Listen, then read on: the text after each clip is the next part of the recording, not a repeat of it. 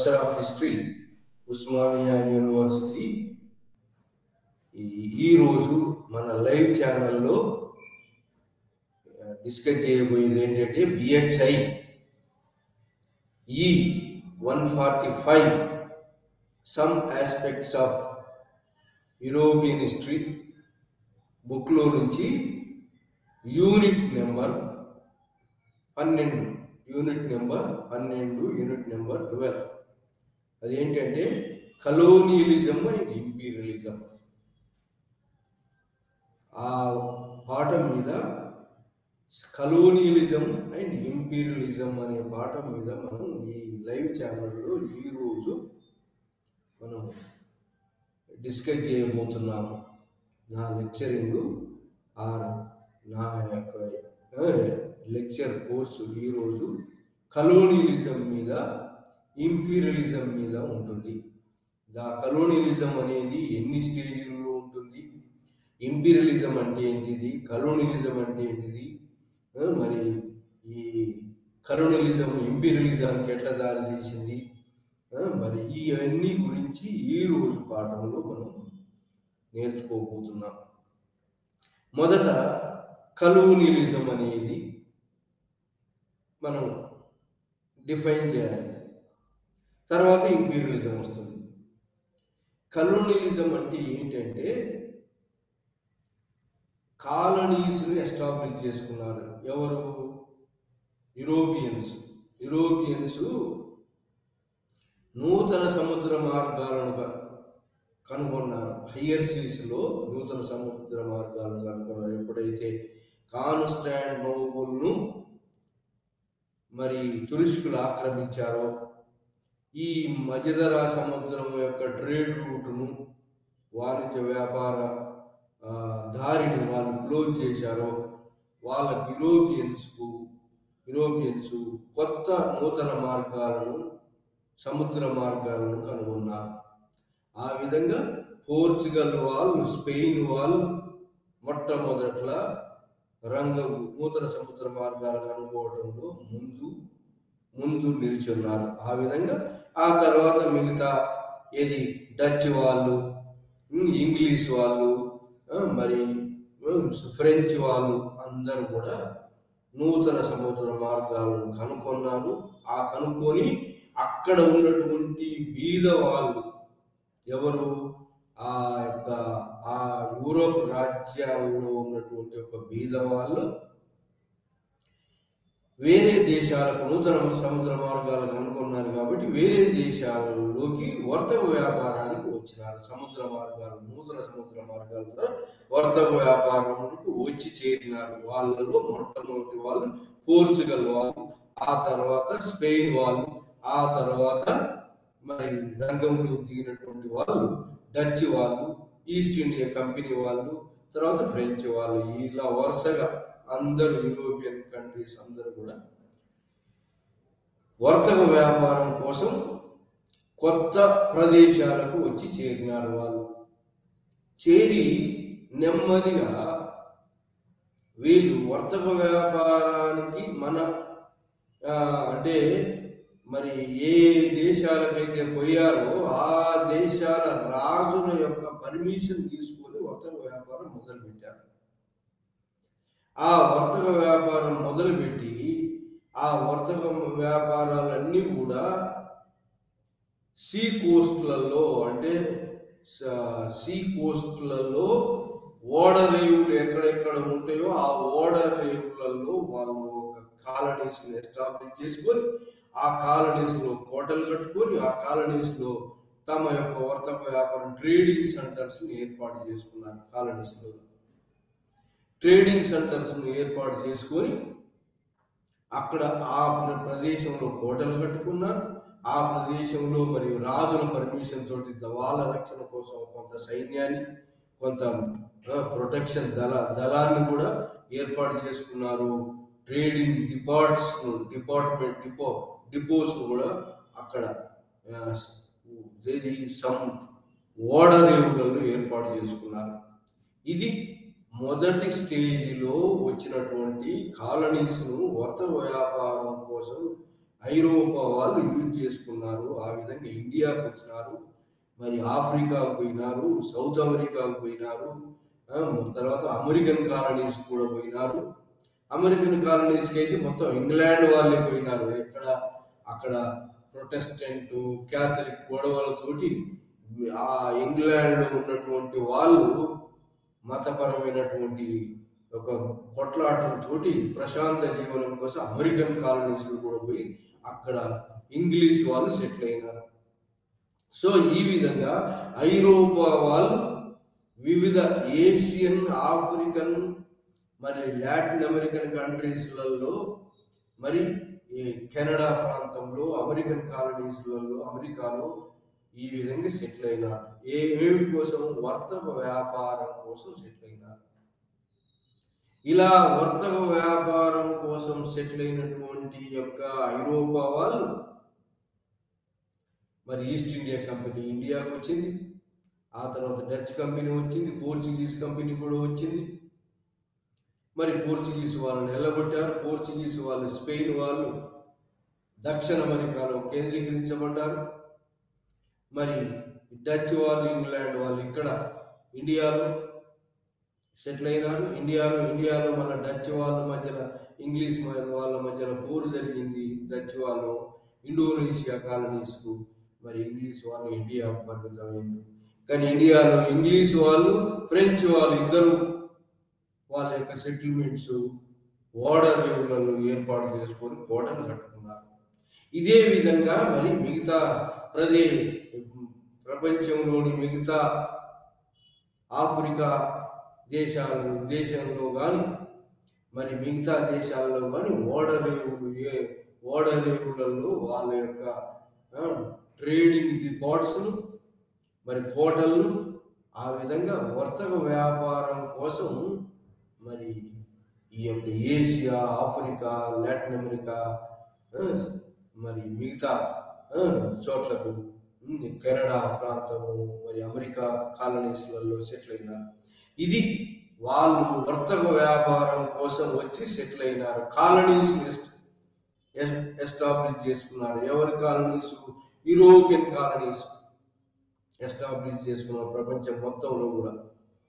ఈ విధంగా కాలనీస్ని ఎస్టాబ్లిష్ చేసుకున్న తర్వాత వర్తక వ్యాపారం ఎవరి కోసం వర్తక వ్యాపారం చేసుకుంటున్నారంటే వాళ్ళ లాభం కోసం. ఎవరు?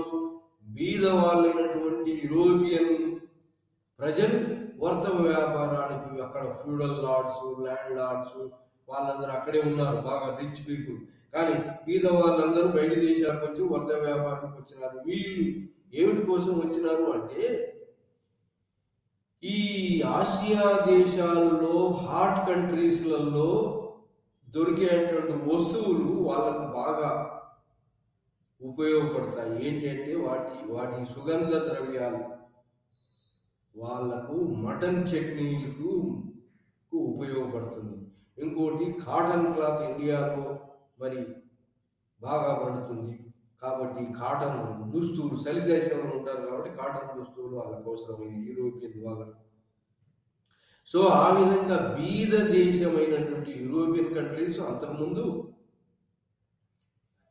మరి చలి దేశమైనటువంటి యూరోపియన్ కంట్రీస్, ఒకే సీజన్ ఉన్నటువంటి యూరోపియన్ ఒక సీజన్ పంట పడుతుంది అక్కడ. మరి ఏషియా కంట్రీలో మిగతా వాటిల్లో 2 సీజన్లు 3 సీజన్ల పంటలు కూడా పండుతాయి. ఆ విధంగా మన దేశంలో పండేటువంటి లేదా ఆసియా ఖండంలో పండేటువంటి వస్తువులు మరి అవసరాల కోసం వాళ్ళు వచ్చినారు. వాళ్ళ అవసరాల కోసం వచ్చినటువంటి వాళ్ళు కాలనీస్ని ఏర్పాటు చేసుకొని వర్తక వ్యాపారం మొదలుపెట్టారు. అలాంటి వర్తక వ్యాపారం మొదలుపెట్టినటువంటి ఐరోపా వాళ్ళు, అంతకుముందు ఐరోపా వాళ్ళు 18వ శతాబ్దం కన్నా ముందు వాళ్ళు బాగా వెనుకబడినటువంటి వాళ్ళు. కానీ వర్తక వ్యాపారానికి ఎప్పుడైతే వచ్చిండ్రో, నూతన సముద్ర మార్గాలు ఎప్పుడైతే కనిపెట్టి వర్తక వ్యాపారాలకు వచ్చినారో ఐరోపా వాళ్ళు బాగా ధనవంతులైనారు. ఆ విధంగా కాలనీస్ని ఎస్టాబ్లిష్ చేసుకున్నారు. కాలనీస్ ఏమిటికి? వర్తక వ్యాపారం కోసం ఎస్టాబ్లిష్ చేసుకున్నారు. దాంతో పాటు కోటలు కట్టుకున్నారు, కొంత కొంత మిలిటరీని ఏర్పాటు చేసుకున్నారు. ఇది కాలనీ. కాలనీ ఏమిటి? వర్తక వ్యాపారానికి వివిధ ప్రదేశాల్లో ఐరోపా వాళ్ళు, ముఖ్యంగా ఇంగ్లాండ్ వాళ్ళు, ఫ్రెంచ్ వాళ్ళు, డచ్ వాళ్ళు, పోర్చుగీస్ వాళ్ళు, స్పెయిన్ వాళ్ళు వివిధ ప్రాంతాల్లో ఏర్పాటు చేసుకున్నారు కాలనీస్. ఈ విధంగా కాలనీస్ని ఏర్పాటు చేసుకున్నటువంటి ఈ ఐరోపా వాళ్ళు వర్తక వ్యాపారంలో బాగా ధనవంతులైనారు. ఏది బీదతనంతో వచ్చినటువంటి వాళ్ళు బాగా ధనవంతులైనారు. వాళ్ళు ఒక జాయింట్ స్టాక్ కంపెనీస్ను లాగా వర్తక వ్యాపారానికి వచ్చినారు. అంటే షేర్స్ పెట్టి అందరూ ఒక జాయింట్, అంటే ఒంటరిగా వస్తే ఇక్కడ ఉన్నటువంటి వాళ్ళతో తట్టుకోలేరు కాబట్టి జాయింట్ స్టాక్ కంపెనీస్గా వచ్చినారు. వచ్చి కాలనీస్లలో వర్తక వ్యాపారం, అంటే ఐసియా, ఆఫ్రికా, లాటిన్ అమెరికాలో జాయింట్ స్టాక్ కంపెనీ షేర్ హోల్డర్స్గా పెట్టుబడి పెట్టి కంపెనీస్ కంపెనీ గ్రూప్గా వచ్చి ఇక్కడ సెటిల్ అయినారు వర్తక వ్యాపారం కోసం. అంటే ఇండివిజువల్గా వస్తే ఇక్కడ అంత, అంటే ఆ దేశాలలో ఐరోపా వాళ్ళు వాళ్ళ మాతృదేశంతో పర్మిషన్ తీసుకొని వచ్చినారు. ఇక్కడ వచ్చి ఇక్కడ సెటిల్, ఇక్కడ వర్తక వ్యాపారానికి వచ్చినారు. కంపెనీ రూపంలో వచ్చినారు వాళ్ళు. కంపెనీ షేర్ హోల్డర్స్ కాబట్టి షేర్ హోల్డర్స్ ఇంగ్లాండ్లో ఉండి డబ్బులు ఎవరైతే పెట్టుబడి పెట్టారో వాళ్ళు నడిపిస్తుంటారు. ఇక్కడ వాళ్ళు ఎంప్లాయీస్ పెట్టుకుంటారు. మరి ఆ ఎంప్లాయీస్ డైరెక్టర్స్, షేర్ హోల్డర్స్ అందరు కలిపి కొంతమందిని ఎన్నుకుంటారు. వాళ్ళు బోర్డ్ ఆఫ్ డైరెక్టర్స్, కంపెనీ డైరెక్టర్స్గా, మరి డైరెక్టర్స్ అంతా కంపెనీ పరిపాలన వ్యవహారాలను చూస్తూ ఈ ఏషియా, ఆఫ్రికా, లాటిన్ అమెరికా కంట్రీలో జాయింట్ స్టాక్ కంపెనీస్కు వర్తక వ్యాపారానికి ఉద్యోగస్తులను పెట్టుకొని మరి వాళ్ళు ఈ వ్యాపారాన్ని నడపడం మొదలుపెట్టారు. ఇలా వ్యాపారం నెమ్మదిగా ఏమైందంటే బలిష్టంగా తయారైన ఈ కంపెనీస్ బలిష్టంగా తయారై నెమ్మదిగా ఏమైందంటే వాళ్ళు ఈ యొక్క వాళ్ళ మధ్యలోని పోటీ వచ్చింది. ఎవరి మధ్యలో? యూరోపియన్ కంపెనీస్ మధ్యలోనే పోటీ వచ్చింది. ఇంకోటి, ఇండియాలో ఉన్నటువంటి యొక్క రాజుల యొక్క పర్మిషన్ తోటి ఈ వర్తక వ్యాపార ట్రేడింగ్ డిపార్ట్స్ని ఏర్పాటు చేసుకున్నారు. మరి అక్కడ కోటలు కూడా ఏర్పాటు చేసి కొంత సైన్యాన్ని ఏర్పాటు చేసుకున్నారు. ఇట్లాంటి టైంలో మరి ఏషియా, మరి ఆఫ్రికా, లాటిన్ అమెరికా కంట్రీస్లలో పొలిటికల్ ఇన్స్టెబిలిటీ వచ్చింది. ఈ కంట్రీస్లలో పొలిటికల్ ఇన్స్టెబిలిటీ వచ్చి ఆయా దేశాల రాజులు ఎవరైతే వీళ్ళకి యూరోపియన్ కంపెనీస్కు పర్మిషన్ ఇచ్చినటువంటి రాజుల మధ్యలో కొట్లాట మొదలైంది. ఆ రాజుల మధ్యలో ఎప్పుడైతే కొట్లాట మొదలైందో యూరోపియన్ కంపెనీస్ వాళ్ళు ఆ రాజులకు, ఒక రాజుకు ఒక కంపెనీ సపోర్ట్ చేస్తే ఇంకో రాజుకు ఇంకో కంపెనీ సపోర్ట్ చేసి, ఫర్ ఎగ్జాంపుల్ ఇండియాలో చూడండి, ఇండియాలో ఈస్ట్ ఇండియా కంపెనీ, బ్రిటిష్ వాళ్ళు ఒక రాజుకు సపోర్ట్ చేస్తే ఫ్రెంచ్ వాళ్ళు ఇంకో రాజుకు సపోర్ట్ చేశారు. సో ఆ విధంగా మరి కర్ణాటక వార్స్ జరిగినాయి. First Karnataka war, second Karnataka war, third Karnataka war జరిగినాయి. ఆ కర్ణాటక వార్లలో ఒక సైడ్ ఒక రూలర్కు ఇంగ్లీష్ వాళ్ళు, ఒక రూలర్ సైడు ఏది భారత రాజులకు ఇటువైపు కొందరు అటువైపు కొందరు సపోర్ట్ చేయటము, వాళ్ళ యొక్క యూరోప్లో ఏది వృద్ధి చెందినటువంటి gun powder, machine guns, rifles, trained military తోటి వాళ్ళు ఏం చూసారంటే, ఎవరు ఇక్కడ ఈ యొక్క ఇక్కడ ఈ నేటివ్ రాజులు వాళ్ళ యొక్క ఫిరంగి దళము లేదా ఈ రైఫిల్ దళం ముందు నిలవలేరని తెలుసుకోగలిగారు. ఎట్లా? ఒక రాజు వైపు కొందరు, ఇంకో రాజు వైపు కొందరు, ఈ రాజుల మధ్యలో కొట్లాటలో వాళ్ళు తెలుసుకున్నది ఏంటి అంటే, నేటివ్ అంటే ఆయా దేశాల్లో ఉన్నటువంటి రాజుల దగ్గర ఉన్నటువంటి ఆర్మీ మోడర్నైజ్ కాలేదు, రైఫిల్స్ లేవు, ఓన్లీ కాల్ బలం మాత్రమే ఉంది, మరి హార్స్ బలం మాత్రమే ఉంది, రైఫిల్స్ లేవు. కాబట్టి వీళ్ళని ఈజీగా ఓడించవచ్చు అనేటువంటి దృక్పథానికి వచ్చినారు యూరోపియన్ కంపెనీస్. ఎవరెవరు? ముఖ్యంగా ఫ్రెంచ్ వాళ్ళు, మరి ఇంగ్లీష్ వాళ్ళు. ఈ విధంగా వచ్చినటువంటి యూరోపియన్స్ నెమ్మదిగా ఈ కాలనీస్లలో మరి అంతర్యుద్ధంలో జాతీయ అప్పుడున్నటువంటి రాజుల మధ్యలో కొట్లాటలో చేరి ఒక రాజు తర్వాత ఒక రాజును ఓడించుకుంటూ నెమ్మదిగా రాజకీయ ఆధిపత్యాన్ని సాధించారు. అది జరిగింది ఎక్కడ? ఇండియాలో కర్ణాటక వార్స్. మొదటి కర్ణాటక వార్, రెండవ కర్ణాటక వార్, మూడవ కర్ణాటక వార్, తర్వాత ప్లాసీ వార్, బుక్సర్ వార్. ఇట్లనే ప్రపంచంలో కూడా మొత్తం ఐరోపా దేశాల వాళ్ళు పోటీపడి ప్రపంచ దేశాలలో ఉన్నటువంటి యొక్క ఏషియా, ఆఫ్రికా, లాటిన్ అమెరికా, మరి అమెరికన్ కాలనీసు లేదా కెనడా ప్రాంతాలన్నిటి కూడా కాలనీస్లలో వాళ్ళ రాజకీయ ఆధిపత్యాన్ని నెలకొల్పారు నెమ్మదిగా. ఈ విధంగా రాజకీయ ఆధిపత్యాన్ని కాలనీస్ను వర్తక వ్యాపారానికి వచ్చి కాలనీస్ను ఏర్పాటు చేసుకున్నటువంటి వాళ్ళు రాజకీయ ఆధిపత్యం వాళ్ళ చేతుల్లోకి తీసుకున్నారు. అది జరిగింది ఇండియాలో. ఈస్ట్ ఇండియా కంపెనీ ఫ్రెంచ్ కంపెనీని మొత్తాన్ని ఎల్లగొట్టి ప్లాసీ వార్ 1861 సప్తవర్ష సంగ్రామం ఇంగ్లీష్ వాళ్ళకు ఫ్రెంచ్ వాళ్ళకు జరిగింది. అంతకుముందే ఇంగ్లీష్ వాళ్ళు స్పానిష్ ఆర్మడాను ఓడించారు. అంటే నావికా దళంలో ఇంగ్లాండ్ కన్నా మిన్న అయినటువంటిది ఏంటంటే స్పెయిన్, పోర్చుగల్ కంబైన్డ్గా ఉన్నటువంటి యొక్క నావికా దళం, దాన్ని ఓడించారు. ఇది 1600 కన్నా ముందే ఓడించారు వాళ్ళు. ఆ తర్వాత మరి ఫ్రెంచ్ వాళ్ళు, ఇంగ్లీష్ వాళ్ళు పోటీ పడ్డారు ప్రపంచంలో ప్రపంచాధిపత్యం కోసం.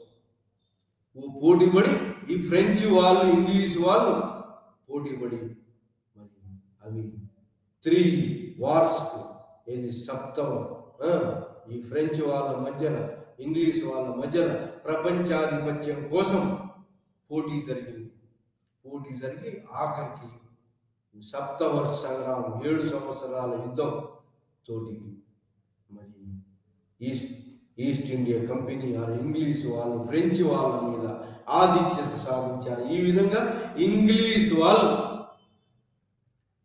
మొత్తం ప్రపంచ ఆధిపత్యాన్ని సంపాదించి ఎక్కువ కాలనీస్ వాళ్ళ మధ్యలో వాళ్ళు సంపాదించుకున్నారు. రాజకీయ ఆధిపత్యం ప్రపంచ దేశాల్లో ఎక్కువ కాలనీస్ను ఏర్పాటు చేసుకున్నది ఎవరయ్యా అంటే ఇంగ్లాండ్ వాళ్ళు చేసుకున్నారు.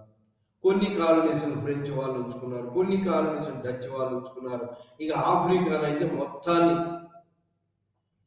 విభజించుకున్నారు. వాళ్ళ మధ్యలో ఆఫ్రికా ఖండాన్ని మొత్తాన్ని విభజించుకున్నారు. ఆ విధంగా కాలనీస్ ఎస్టాబ్లిష్ చేసి కాలనీస్లో రాజకీయ ఆధిపత్యం సంపాదించి అది ఇంపీరియలిజం, సామ్రాజ్యాలను పెద్ద సామ్రాజ్యాలను స్థాపించాలనేటువంటి పోటీ ఏర్పడింది. ఎవరి మధ్యలో? ఐరోపా వాళ్ళ మధ్యలో ఏర్పడింది. ఆ విధంగా కాలనీస్ నుంచి కలోనియలిజం అయ్యింది. అంటే కలోనియలిజం అంటే ఎక్కువ కాలనీస్ను సంపాదించడం. అంటే ఆ కాలనీస్ను తమ యొక్క ఉపయోగం కోసం, తమ మాతృదేశ ఉపయోగం కోసం పరిపాలించడం మొదలైంది. అంటే ఆ కాలనీస్ మొదటి స్టేజ్లో ఆ కాలనీస్లలో ఏం చేశారంటే మోనోపొలీ ఎస్టాబ్లిష్ చేశారు. ఆ కాలనీస్లలో మోనోపొలీ అంటే వర్తక వ్యాపారం, పోటీ వర్తక వ్యాపారాలు వాళ్ళందరినీ ఎల్లగొట్టారు. ఇంకా నేటివ్ స్టేట్స్ వాళ్ళు, ఆ భారతీయ స్టేట్స్ వాళ్ళు మరి వర్తక వ్యాపారులు ఉంటారు కదా, వాళ్ళను కూడా ఇక్కడ ఉన్న రాజకీయ ఆధిపత్యం వాళ్ళ చేతుల్లో, బయటి వాళ్ళ చేతుల్లో ఉన్నది కాబట్టి, ఐరోపా వాళ్ళ చేతుల్లో ఉంది కాబట్టి, మరి ఈ నేటివ్ ఇండస్ట్రియలిస్టులు, క్యాపిటలిస్టులు వాళ్ళ యొక్క పరిస్థితి దీనంగా తయారైంది. వాళ్ళకి ఎవరు సపోర్ట్ చేసేటట్టు లేరు. ఆ విధంగా వర్తక వ్యాపారాన్ని మొట్టమొదట మోనోపొలీ చేయగలిగారు ప్రపంచంలో మొత్తం కాలనీస్లలో. కలోనియలిజం అంటారు దాన్ని. వర్తక వ్యాపారాన్ని మోనోపొలీ చేసినారు. దాన్ని కాలనీస్లలో తన యొక్క రాజకీయ బలంతో కలోనియలిజం ఎస్టాబ్లిష్. కలోనియలిజం అంటే కాలనీసును తమ యొక్క వృద్ధి కోసం ఎక్స్‌ప్లాయిట్ చేయటం. ఈ ఎక్స్‌ప్లాయిటేషన్ అనేది వివిధ థియరీస్ ఉన్నాయి.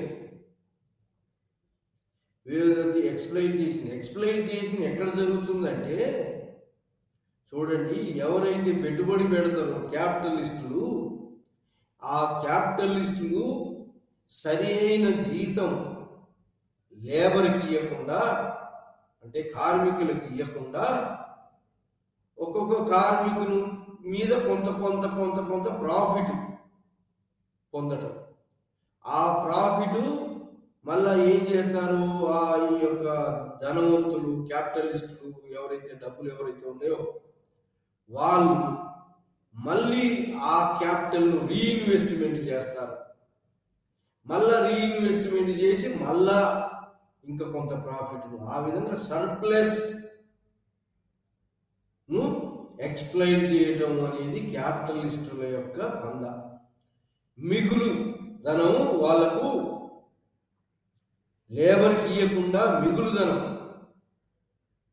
మిగులు ధనాన్ని సమకూర్చుకుంటున్నారు ఎవరు? పెట్టుబడిదారులు. మరి నేటివ్ స్టేట్స్ ఏం చేస్తున్నాయంటే, జాతీయ రాజ్యాలు ఏం చేస్తున్నాయి, వాళ్ళకు పొలిటికల్గా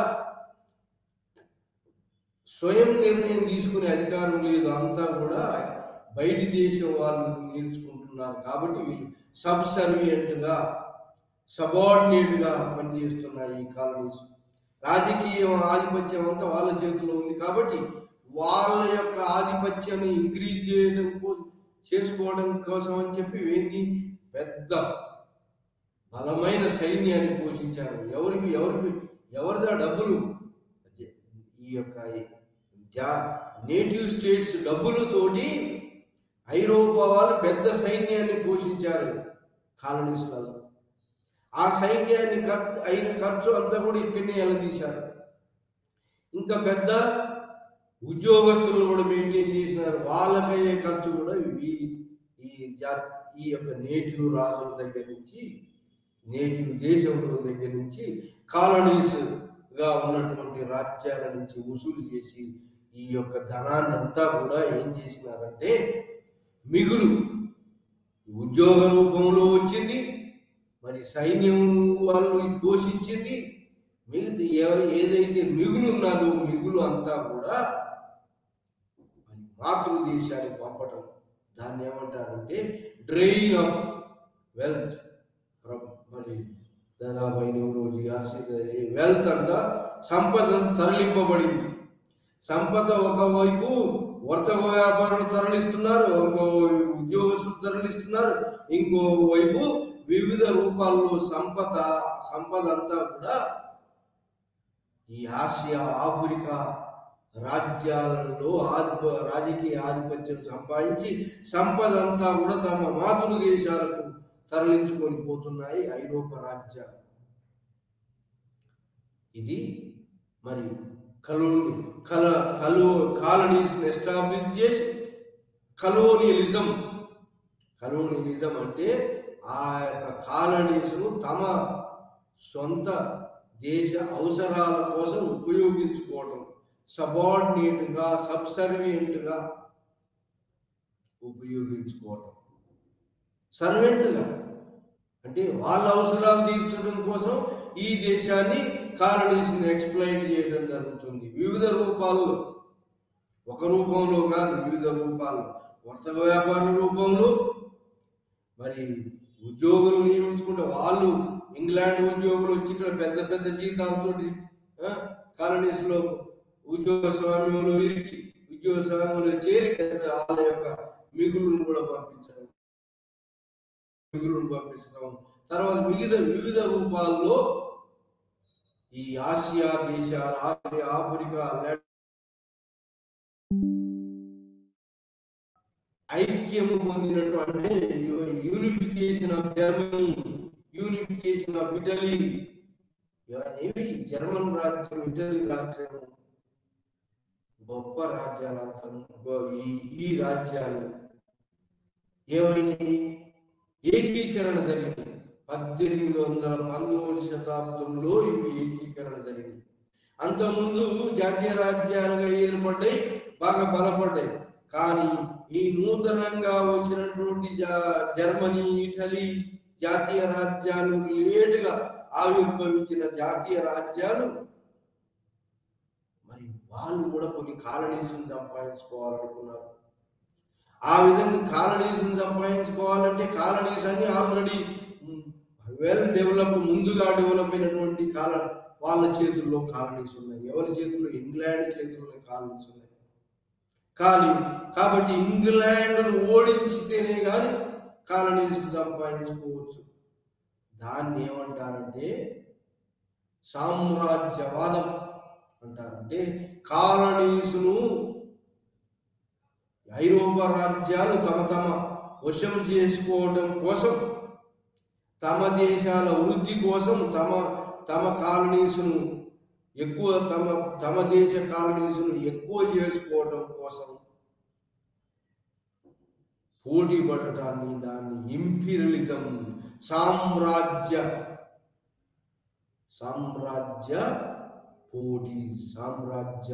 అంటారు దాన్ని. Colonialism leads to imperialism. అంటే వలసవాదము సామ్రాజ్యవాదానికి దారితీసింది. మరి ఈ నేటివ్ స్టేట్స్ ఏం చేసినాయంటే, నేటివ్ స్టేట్స్లలో ఉన్నటువంటి యొక్క నేటివ్ ఇండస్ట్రీ పారిశ్రామికవేత్తలు కొందరు ఉన్నారు, ల్యాండ్ లార్డ్స్ ఉన్నారు. కానీ ఈ సంపదతోటి బాగా బలపడినటువంటి ఐరోపా రాజ్యాలలో ఏం జరిగిందంటే, ముఖ్యంగా ఇంగ్లాండ్, మిగతా దేశాల్లో పారిశ్రామిక విప్లవం వచ్చింది. అంటే ఇంతకు ముందు వస్తువులను చేతితో తయారు చేసే వస్తువుల బదులు పరిశ్రమలు 1750 నుంచి 1850 మధ్యలో ఇంగ్లాండ్లో పారిశ్రామిక విప్లవం జరిగింది. ఒక 100 సంవత్సరాల్లో ఇండస్ట్రియల్ రెవల్యూషన్ జరిగింది. అంటే ఏంది? మెషిన్ మీద గూడ్స్, యంత్రాల మీద వస్తువులు తయారు జరిగింది. ఎందుకు, ఎట్లా జరిగింది అది అంటే, ఆ టైంలో నూతన పరిశోధనలు జరిగి నూతన యంత్రాలు బయటకు వచ్చినాయి. ఆ టైంలో ఇంగ్లాండ్ బాగా వలసలు చాలా సంపాదించుకుంది ప్రపంచంలో. కాబట్టి అక్కడ క్యాపిటలిస్ట్ వ్యవస్థ, ధనవంతులు బాగా పెరిగారు. ధనవంతులు, డబ్బు బాగా ఉన్నది ఇంగ్లాండ్లో.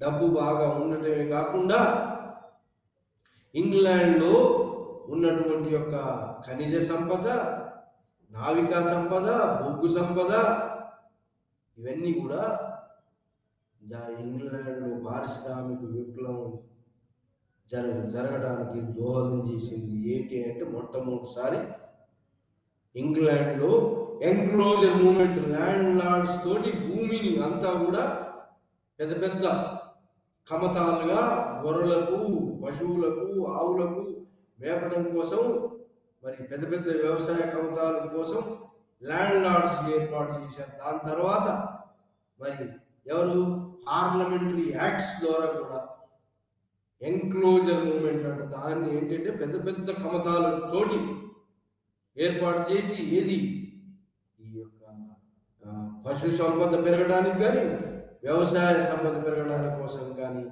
ఎంక్లోజర్ మూవ్మెంట్ జరిగింది. అనువైన బొగ్గు గనులు, మరి ఇనుప గనులు ఇంగ్లాండ్లో ఉన్నాయి. మరి నావికా దళంలో కూడా సుప్రమసీ ఇంగ్లాండ్ కాబట్టి ఇంగ్లాండ్లో పారిశ్రామిక విప్లవానికి అనుకూలమైనటువంటి డబ్బు పెట్టుబడి ఉన్నది. ఎందుకంటే కాలనీస్ని ఎక్కువగా ఎక్స్ప్లైట్ చేసింది కాబట్టి సర్ప్లస్ అంతా ఇక్కడ చేరింది, పెట్టుబడి ఉన్నది. బ్యాంక్ ఆఫ్ ఇంగ్లాండ్ కూడా బాగా డబ్బుని గ్యాదర్ చేసి పెట్టుబడి క్యాపిటలిస్ట్ దగ్గర నుంచి ఇతోధికంగా పెట్టుబడి పెట్టింది bank of England.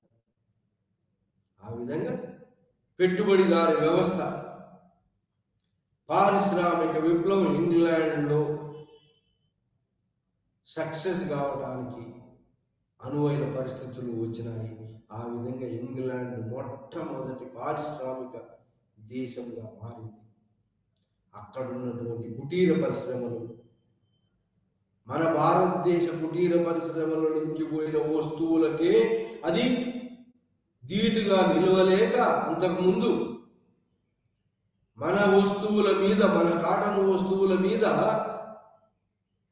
Import tax, దిగుమతి సుంకాన్ని పెద్ద మొత్తంలో వేసేది. వాళ్ళ వస్తువులు, వాళ్ళ యొక్క చేతి వృత్తులు నాశనం కాకుండా ఉండడం కోసం. అంటే చేతి వృత్తులలో ఇండియాది, మరి ఏషియన్ కంట్రీస్దే, మరి ఇండియాదే పైచేయి.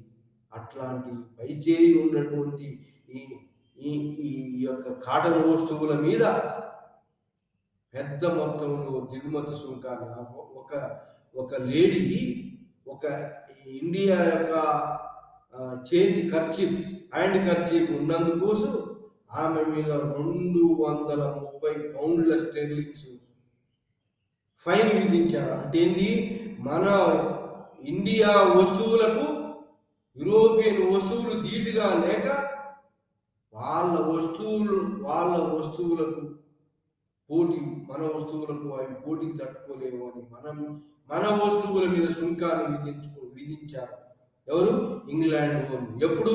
పారిశ్రామిక విప్లవానికన్నా ముందు. మరి పారిశ్రామిక విప్లవం తర్వాత ఏమైంది? మరి యంత్రాలతోటి వస్తువులు తయారైతున్నాయి కాబట్టి తక్కువ రేట్లో దొరుకుతాయి. కాబట్టి వాటికి మరి తక్కువ రేట్లో యంత్ర పనిముట్లతోటి తయారు చేసినటువంటి వస్తువులు మరి కాలనీస్లో అమ్మటం మొదలుపెట్టారు. అక్కడ ఉన్నటువంటి కుటీర పరిశ్రమలను నాశనమైనవి. కానీ ఇంగ్లాండ్లో వాళ్ళందరూ కూడా ఎక్కడ పోయినారు? ఇండస్ట్రీలో వర్కర్స్గా మారారు. సో లేబర్కి ఏం కొదవలేదు, మరి వనరులకి ఏం కొదవలేదు ఇంగ్లాండ్లో. ఎందుకంటే కుటీర పరిశ్రమలు ఉన్న వాళ్ళందరూ కూడా మరి యంత్ర కర్మాగారాల్లో వచ్చి పనిచేయడం మొదలుపెట్టారు. అగ్రికల్చర్ కూడా మెకనైజ్డ్ అగ్రికల్చర్ వచ్చింది ఇంగ్లాండ్లో. కాబట్టి మెకనైజ్డ్ అగ్రికల్చర్ తోటి కొంతమంది ఓన్లీ 10%, 8% పీపులే మరి కొంతమంది అగ్రికల్చర్ మీద డిపెండ్ అయ్యి పెద్ద కమతాల అగ్రికల్చర్, ట్రాక్టర్స్ తోటి మెకనైజ్డ్ అగ్రికల్చర్ వచ్చింది. కాబట్టి ఏరోప్లేన్ తోటి పెస్టిసైడ్స్ కొట్టడం, ఇట్లాంటి పెద్ద కమతాలు. సో ఆ విధంగా పారిశ్రామిక విప్లవం బాగా బంపర్గా సక్సెస్ అయింది ఇంగ్లాండ్లో. పారిశ్రామిక విప్లవం ఎప్పుడైతే సక్సెస్ అయిందో ఇంగ్లాండ్లో, మరి మిగతా ఐరోపా దేశాలకు స్ప్రెడ్ అవుతూ వచ్చింది ఆ పారిశ్రామిక విప్లవం. అంతే కదా, ఒక ఇంగ్లాండ్లో వచ్చినటువంటి పారిశ్రామిక విప్లవం ఐరోపా దేశాల్లో కూడా స్ప్రెడ్ అయింది.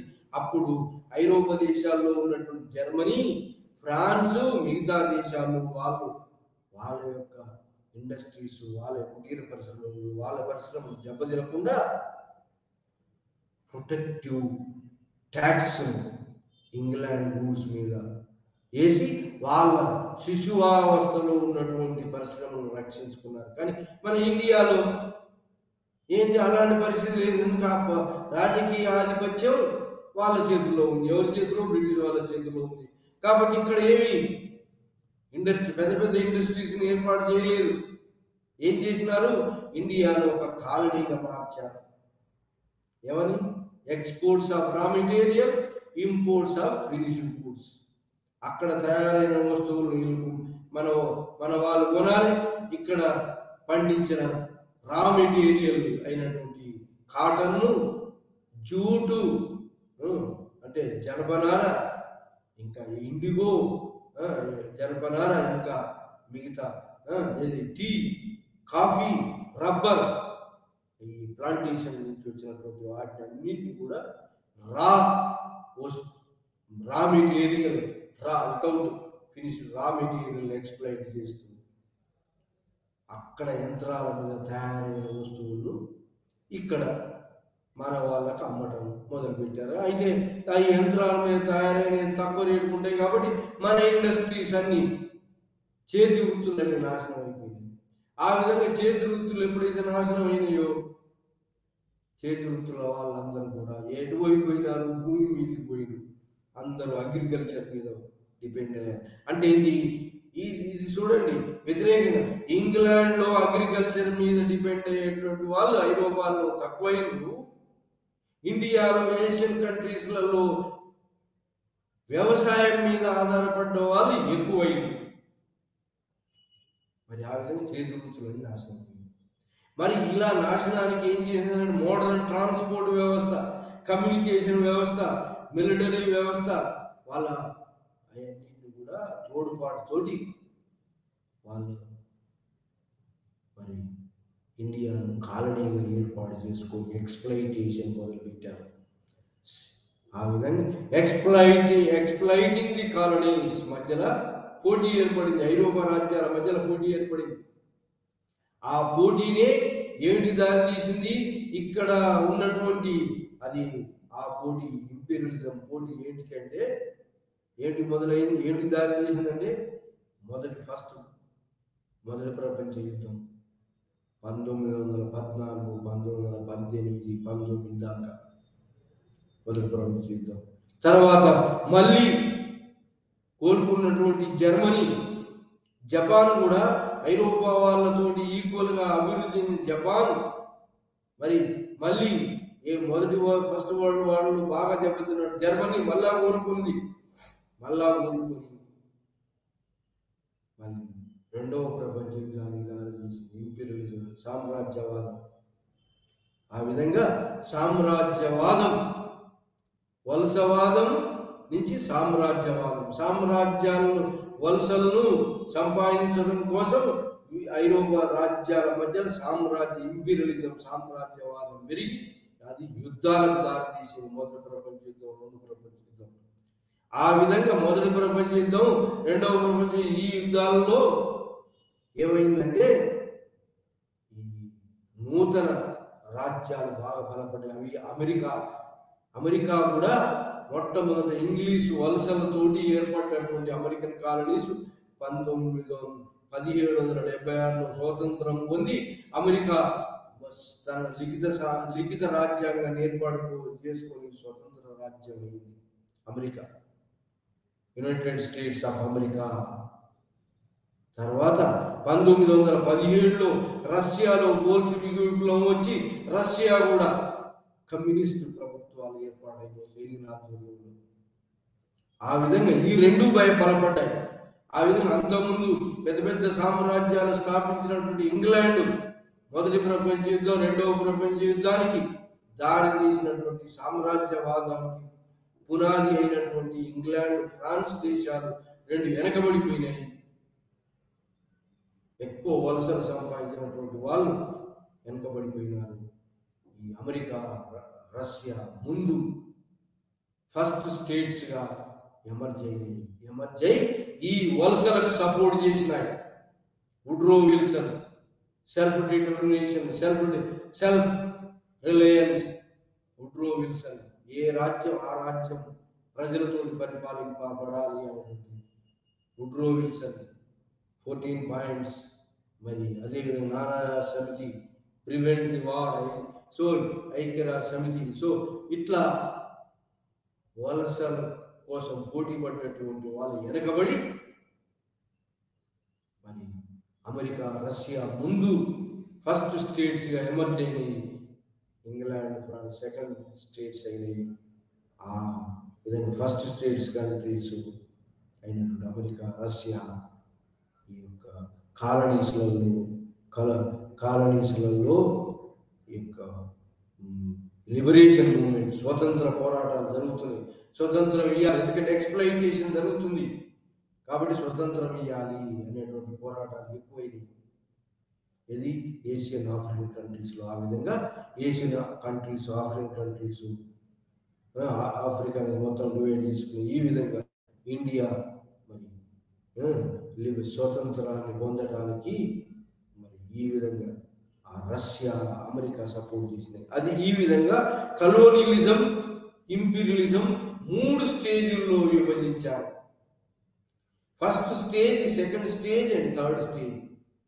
మొదటి కలోనియలిజం, ఇంపీరియలిజం 3 స్టేజ్ల్లో వచ్చింది. కలోనియలిజం మొట్టమొదటి స్టేజ్ ఏంటంటే, మొట్టమొదటి స్టేజ్ల్లో మరి ఆసియా, ఆఫ్రికా, మరి లాటిన్ అమెరికా దేశాల్లో ఆయా రాజుల పర్మిషన్ తోటి కాలనీస్ని ఎస్టాబ్లిష్ చేసుకున్నారు ఐరోపా రాజ్యాల వాళ్ళు. అది మొదటి స్టేజ్. ఆ మొదటి స్టేజ్లోనే ఏం జరిగింది, ఆ కాలనీస్ని ఎస్టాబ్లిష్ చేసుకొని ఆ కాలనీస్లో రాజకీయ ఆధిపత్యాన్ని కైవసం చేసుకున్నారు. అది మొదటి స్టేజ్. రాజకీయ ఆధిపత్యాన్ని కైవసం చేసుకొని ఏం చేసినారు, మరి ఈ యొక్క మోనోపలి ఆఫ్ ట్రేడ్, ఆ యొక్క మాతృదేశమే వర్త వ్యాపారం చేస్తుంది, మిగతా వాళ్ళు చేయదు. ఆ విధంగా ఇంగ్లాండ్ ఇండియాలో ఫ్రెంచ్ వాళ్ళను, మిగతా వాళ్ళని అందరిని వెళ్ళగొట్టి, ఐరోపాలను వెళ్ళగొట్టి ఏం చేసింది, మోనోపలి ఆఫ్ ట్రేడ్ అని ఏర్పాటు చేసింది. ఆ విధంగా ఇన్వెస్ట్మెంట్ పెట్టి మరి ఎవరైతే చేతి వృత్తుల వాళ్ళు ప్రొడ్యూస్ చేసినటువంటి వస్తువులను తానే కొంటుంది, వాళ్ళే రేటు నిర్ణయిస్తారు. ఎవరు నిర్ణయిస్తారు, యూరోపియన్ మర్చెంట్స్ నిర్ణయించి అడ్వాన్సులు ఇచ్చి మరి వాళ్ళే బయట దేశాలకు ఎక్స్పోర్ట్ చేస్తారు. ఎవరు, యూరోపియన్ ట్రేడింగ్ డిపార్ట్స్ నుంచి బయట దేశాలకు ఎక్స్పోర్ట్ చేస్తారు. ఆ విధంగా మోనోపలి, ఆ యూరోపియన్స్ ఓన్లీ ఇంగ్లీష్ వాళ్ళే ఫ్రెంచ్ వాళ్ళు నిలబొట్టారు, అందరు నిలబొట్టారు. మరి ఇండిజినస్ వాళ్ళు అయితే, మరి భారతీయుల వర్తక వ్యాపారులు అయితే పోటీలో లేరు, భారతీయ పారిశ్రామికవేత్తలు కూడా పోటీలో లేరు. సో ఆ విధంగా మరి భారతీయ వర్తక వ్యాపారాలను వెనకకు నెట్టేసి European merchants monopoly of trade అనేది ఫస్ట్ స్టేజ్లో రాజకీయ ఆధిపత్యంతో మోనోపొలి ఏర్పాటు చేసుకున్నారు. అంతేకాకుండా ఇక్కడ ఇండియాలో ఉన్న క్యాస్ట్ సిస్టాన్ని అవి ఇదిని అడ్డం పెట్టుకొని ఏం చేసినారంటే క్రిస్టియన్ మిషనరీస్ను కూడా ఎస్టాబ్లిష్ చేసి ఇక్కడ ఉన్నటువంటి లో క్లాస్, హయ్యర్ క్లాస్ వాళ్ళను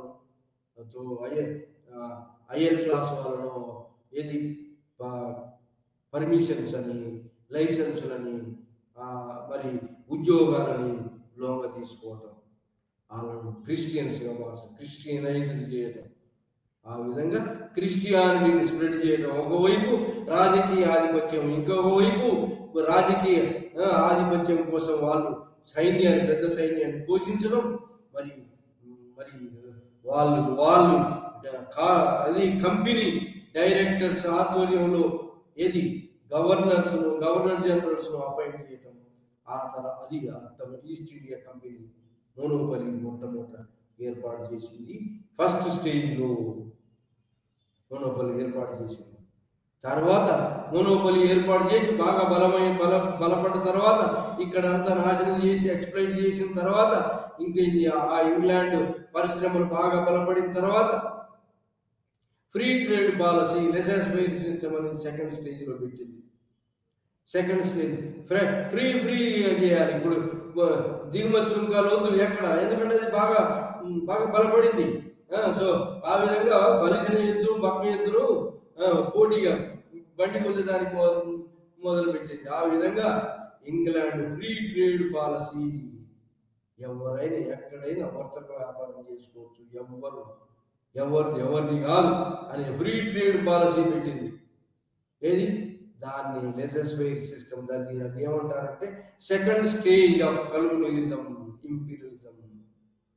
colonialism second stage free trade policy పెట్టింది. ఫస్ట్ స్టేజ్లోనే నేటివ్ రాజ్యాలన్నింటినీ ఓడించి రాజకీయ ఆధిపత్యం కైవసం చేసుకొని మోనోపొలీ ఆఫ్ ట్రేడ్ని ఏర్పాటు చేసుకుంది.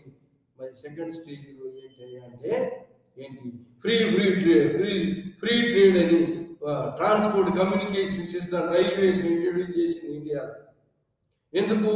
ఇక్కడున్న రా మెటీరియల్ అంతా ఇంగ్లాండ్ చేరడానికి, మరి అక్కడున్న యంత్రాల మీద తయారైన వస్తువులన్నీ ఇండియాలో ఉన్న ప్రతి nook and corner of India చేరడానికి రైల్వేస్ ఏర్పాటు చేసుకుంది. ఇంకోటి ఎక్కడైనా తిరుగుబాటు జరిగితే వాటిని ఇమీడియట్ గా సప్రెస్ చేయడం, తన మిలిటరీ తోటి సప్రెస్ చేయడం కోసం రైల్వేస్ కమ్యూనికేషన్ సిస్టాన్ని డెవలప్ చేసింది.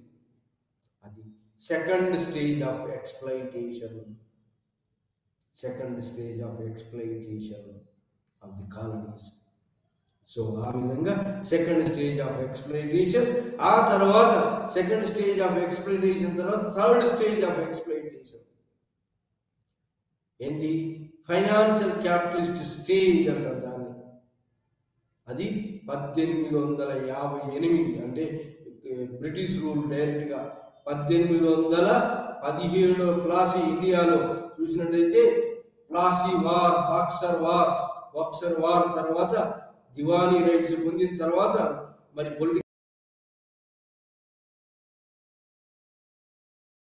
East India company monopoly of trade జరిగింది 1813, 1833 దాకా మోనోపొలీ ఆఫ్ ట్రేడ్. ఆ తర్వాత monopoly of east India company remove చేయబడింది.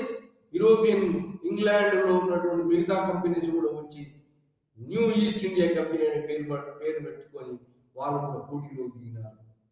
అది అప్పుడు ఫ్రీ ట్రేడ్ పాలసీ. అది ఎప్పటిదాకా నడిచింది? 1858 దాకా. మరి రాజకీయ ఆధిపత్యం ఈ కంపెనీ నుంచి బ్రిటిష్ ప్రభుత్వం పార్లమెంటరీ గవర్నమెంట్ ఏర్పడింది. ఏది సిపాయి మ్యూటినీ తర్వాత, క్వీన్ ప్రొక్లమేషన్ విక్టోరియా తర్వాత బ్రిటిష్ పరిపాలన, డైరెక్ట్ పార్లమెంటరీ పరిపాలన వచ్చిన తర్వాత ఫైనాన్షియల్ మూడో stage financial capitalist free trade policy 1833 నుంచి 13 నుంచి 1858 దాకా free trade policy, second stage of exploitation. అది ఈస్ట్ ఇండియా కంపెనీ ఆధ్వర్యంలోనే. తర్వాత ఈస్ట్ ఇండియా కంపెనీ రూల్ పోయిన తర్వాత బ్రిటిష్ పార్లమెంటరీ రూల్ వచ్చింది. బ్రిటిష్ పార్లమెంటరీ రూల్ కూడా మరి ఈ కాలనీస్ ను ఎక్స్ప్లైట్ చేయడం కోసమే యూజ్ చేసింది. అది కూడా పార్లమెంటరీ వ్యవస్థ ఇంగ్లాండ్ లో ఉన్నప్పటికీ మరి ఇక్కడ రిప్రజెంటేటివ్ ఇన్స్టిట్యూషన్స్ కానీ ఇంకా ఇక్కడ పార్లమెంటరీ సిస్టమ్ కానీ ఇంట్రడ్యూస్ చేయలేదు. ఏం చేసింది? ఎక్స్ప్లైటింగ్ ది కాలనీస్ ని ఎక్స్ప్లైటేటివ్ ఉద్దేశంతో పరిపాలించింది. ఎప్పటిదాకా? ఇండియాలో కూడా స్వతంత్ర పోరాటాలు, ఇండియన్ నేషనల్ కాంగ్రెస్, బలమైన new middle class, new educated classes వచ్చి బలమైన ఫోర్స్ ఇంగ్లాండ్ ప్రభుత్వం ఇక్కడ నడిపేటువంటి ప్రభుత్వం మీద ఇది స్వదేశీ, బైకాట్, బర్న్ ఫారెన్ అనేటువంటి ఒక మూమెంట్ వచ్చేదాకా, ఫోర్స్ చేసేదాకా ఎక్స్ప్లైటేషన్ కంటిన్యూ అవుతుంది. ఆ తర్వాత కూడా ఎక్స్ప్లైటేషన్ కంటిన్యూ అవుతుంది. వాళ్ళ మాతృదేశాల లాభం కోసమే చూస్తారు. ఇక్కడ ఏ ఇండస్ట్రీస్ పెట్టలేదు. ఏ ఇండస్ట్రీస్ పెట్టారు? ప్లాంటేషన్ ఇండస్ట్రీస్ పెట్టారు. అవి మళ్ళా ఎక్స్పోర్ట్ చేయడం కోసం. సో ఈ విధంగా ఇండియాను ఎక్స్ప్లైట్ చేశారు. అది సెకండ్ దాని free trade policy of exploitation. అది అది ఈ ఎక్స్‌ప్లాయిటేషన్ పోటీలో, ఈ కాలనీస్ ఎక్స్‌ప్లాయిటేషన్ పోటీ యూరోపియన్ కంట్రీస్ మధ్యలో ఇంపీరియలిజంకి, సీక్రెట్ అలయన్సెస్ ఇంపీరియలిజాన్ని దారితీసి ఫస్ట్ వరల్డ్ వార్ జరిగింది, మొదటి ప్రపంచ యుద్ధం జరిగింది. ఈ పోటీ ఎక్స్‌ప్లాయిటేషన్ పోటీ ఏది వెనకబడ్డవా ఈ విధంగా ఈ ఏషియన్ ఆఫ్రికన్ కంట్రీస్ దోసుకోవడం జరిగింది. ఇవి బ్యాక్వర్డ్ కంట్రీస్గా మిగిలినాయి. ఎందుకంటే ఇక్కడ మరి అక్కడ ఇంగ్లాండ్లో ఆ మాతృ దేశంలో పరిశ్రమలు ఏర్పాటు చేశారు, మరి అగ్రికల్చర్ డెవలప్ చేసుకున్నారు, అన్ని డెవలప్ చేసినారు. కానీ ఇక్కడ ఏది లేదు. ఇండియాని ఎక్స్‌ప్లాయిట్ చేయడం మొదలు పెట్టారు, కానీ ఇక్కడ ఏమి ఇండస్ట్రీస్ పెట్టలేదు. ఇక్కడ ఏమి ఏది కూడా అగ్రికల్చర్ తోటి ఎంతో రెవెన్యూ కలెక్ట్ చేసినారు. 3 సిస్టమ్స్ పెట్టారు. ఒకటి ఏంటి, జమీందారీ సిస్టమ్ అని, మరి రైతువారీ సిస్టమ్ అని, మాల్వారీ, కొత్త రెవెన్యూ పద్ధతులు పెట్టారు. మరి ఆ విధంగా దోసుకున్నారే కానీ ఎక్కువ ట్యాక్స్ వేశారు. రెవెన్యూ అంటే ల్యాండ్ రెవెన్యూ ట్యాక్స్ వసూలు చేసినారు, కానీ అగ్రికల్చర్ని ఇంప్రూవ్ చేయలేదు, ఇండస్ట్రీస్ని ఇంప్రూవ్ చేయలేదు. ఆ విధంగా మరి ఇండియాలో ఉన్నట్టు పాపులేషన్ అంతా కూడా అగ్రికల్చర్ మీద డిపెండ్ అయ్యి కుటీర పరిశ్రమలు నాశనమైంది. సో ఈ విధంగా ఈ ఎక్స్‌ప్లాయిటేటివ్ నేచర్ పెరిగింది. ఈ ఎక్స్‌ప్లాయిటేషన్ కోసం పోటీపడి ఐరోపా రాజ్యాల మధ్య ప్రపంచ యుద్ధాలకు దారితీసింది. మరి third stage of colonialism third stage of colonialism అంటే ఫైనాన్షియల్ క్యాపిటలిస్ట్ ఫేజ్.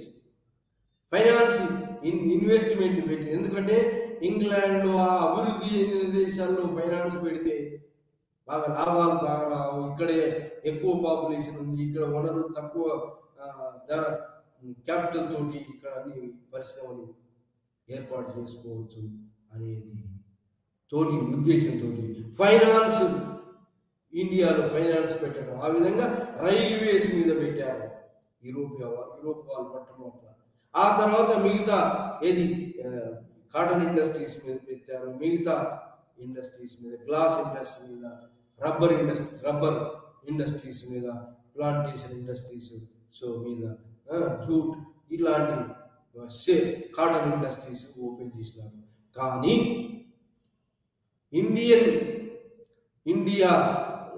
ఇండస్ట్రియలిస్ట్ కూడా, పారిశ్రామికవేత్తలు కూడా పోటీ పడటం మొదలుపెట్టారు. కానీ వాళ్ళకి ఏమి ప్రోత్సాహాలు ఇవ్వలేదు, ఏమీ కల్పించలేదు. కానీ ఐరోపా వాళ్ళు అధికారంలో ఉన్నారు కాబట్టి, బ్రిటిష్ వాళ్ళ అధికారంలో ఉన్నారు, వాళ్ళ యొక్క ఇండస్ట్రీస్ను, వాళ్ళ ఇండస్ట్రీస్ని ప్రమోట్ చేసినారు. ఆ విధంగా నేటివ్ ఇండస్ట్రీస్ని ఎవరు ప్రమోట్ చేయలేదు. సో ఇది అల్టిమేట్గా 1914 దాకా, ఫస్ట్ వరల్డ్ వార్ దాకా జరిగింది. ఆ తర్వాత ఇది third stage financial capitalist phase. తర్వాత ఏమైంది, వరల్డ్ వార్ వచ్చింది, మరి స్వదేశీ బైకాట్ ఉద్యమాలు వచ్చినాయి, అన్ని ఆసియా ఆఫ్రికా దేశాలు లిబరేషన్ మూవ్మెంట్స్ వచ్చినాయి. కాబట్టి ఆసియా ఆఫ్రికా దేశాల్లో పెట్టుబడులు తగ్గించింది.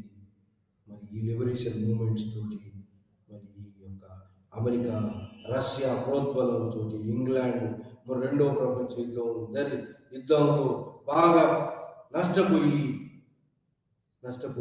సెకండ్ రేట్ కంట్రీగా తయారయ్యి ఇండియాకు స్వాతంత్రం. ఇది third stage financial capitalist phase, third stage of colonialism. ఈ థర్డ్ స్టేజ్ ఆఫ్ కలోనియలిజంలో కూడా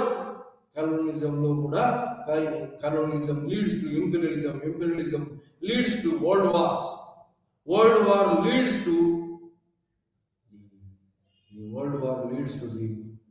ఎవరైతే ఎక్స్‌ప్లాయిట్ చేసినటువంటి ఐరోపా, ఇంగ్లాండ్, ఫ్రాన్స్, మిగతా డచ్ వాళ్ళందరూ కూడా ఈ యుద్ధాలలో, first world war, second world వార్లో చిన్న క్యాపిటలిస్ట్ కంట్రీస్గా ఉన్నటువంటి ఫస్ట్ రేట్ కంట్రీస్గా ఉన్నది కూడా సెకండ్ రేట్ కంట్రీస్గా మారటం, ఫస్ట్ రేట్ కంట్రీస్గా అమెరికా, స్వతంత్రం పొందినటువంటి America, Russia, communist Russia first rate countries కావటం, ఈ ఆసియా, ఆఫ్రికా దేశాల్లో స్వాతంత్ర ఉద్యమాలకు వాళ్ళు తోడ్పాటు కావటం, వాళ్ళు ప్రేరణగా పనిచేయడంతో స్వాతంత్ర ఉద్యమాలు కనబడి స్వతంత్రం పొందిన దేశాలు.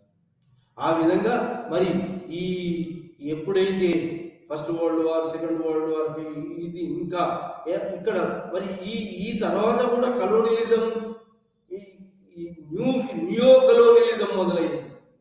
న్యూ కలోనియలిజం అంటే ఇప్పుడు ఇది ఇంతకుముందు ఏంటి, భూభాగాలను తమ ఆధీనంలో ఉంచుకునేది, అదొక కలోనియలిజం.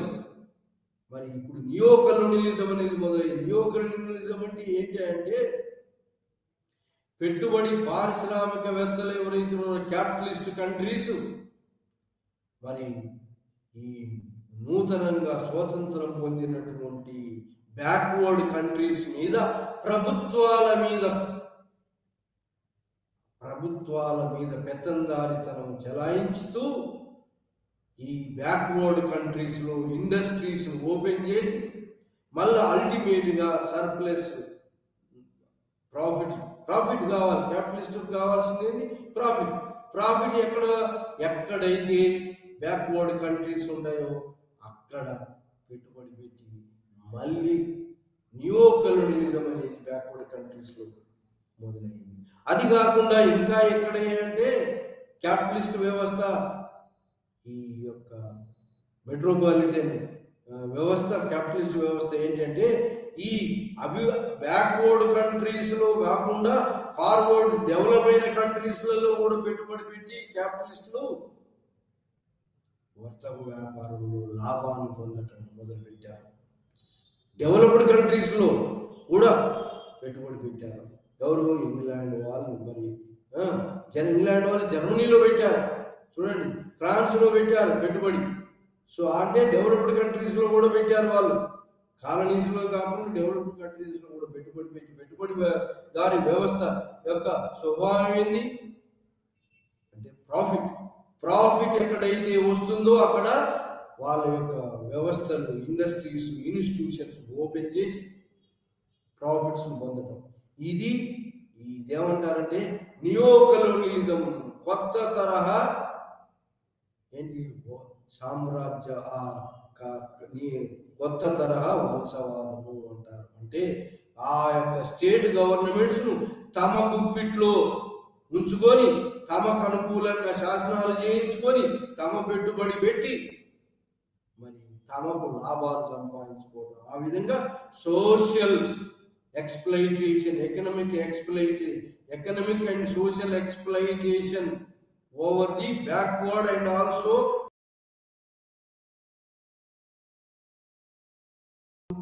క్యాపిటలిస్ట్ వాళ్ళు ఎక్స్ప్లైట్ చేయడం మొదలుపెట్టారు. ఇది థర్డ్ స్టేజ్ ఆఫ్ ఎక్స్ప్లైటేషన్ లో కంటిన్యూ అయితేనే ఉంది. థర్డ్ స్టేజ్ ఆఫ్ క్యాపిటలిస్ట్ వ్యవస్థ స్టిల్ కంటిన్యూ. ఇది ఈరోజు మనం పాఠంలో first stage of colonialism, second stage of colonialism leads to imperialism, and third stage of colonialism leads to imperialism, world wars. అయినప్పుడు ఆ వరల్డ్ వార్స్ తర్వాత కూడా ఇంకా కొత్త తరహాలో క్యాపిటలిస్ట్ వ్యవస్థ అని పెట్టుబడి పెట్టి తమ యొక్క పరిశ్రమలు ఏర్పాటు చేసుకొని ప్రాఫిట్ మళ్ళీ ఆ ప్రాఫిట్ను మళ్ళీ రీఇన్వెస్ట్మెంట్ చేసి మళ్ళీ కొంత ప్రాఫిట్.